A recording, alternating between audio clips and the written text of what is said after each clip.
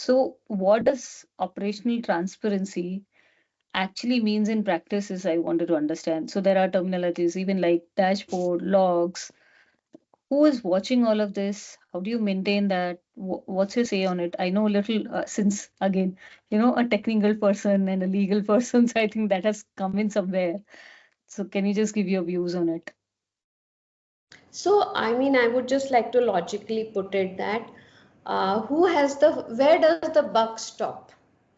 When you say operational transparency, who is that one person in the organization who should know anything and everything about personal data going here, there, and everywhere within the organization? And who is that person? Is the data protection officer.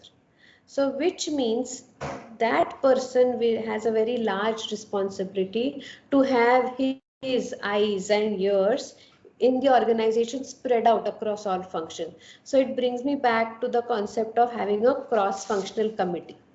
So when you say operational transparency will be brought about as to what the data protection officer does, then again what the cross-functional team or the cross-functional team does, it could be operationalized. Again, operational transparency also needs to be done in a certain manner, which is then done in terms of what is there on the dashboard, what is there, how the logs are maintained, what the documentation is prepared, who becomes the custodian of the documentation.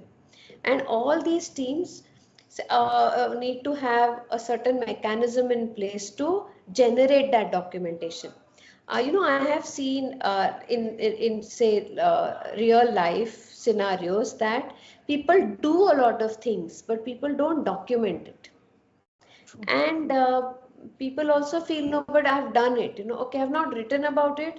I've not created any checklist. I've not created any document, but it's done. It may not be enough, because in order to demonstrate compliance, the documentation is a very crucial part of compliance, and that is where the teams really will have to work harder on it. I think really makes sense because unless there is a checklist, then there's a possibility of a miss. So absolutely. Yeah, also, just to add, sometimes even the roles are not defined properly. So when you say operational transparency, if a role is defined at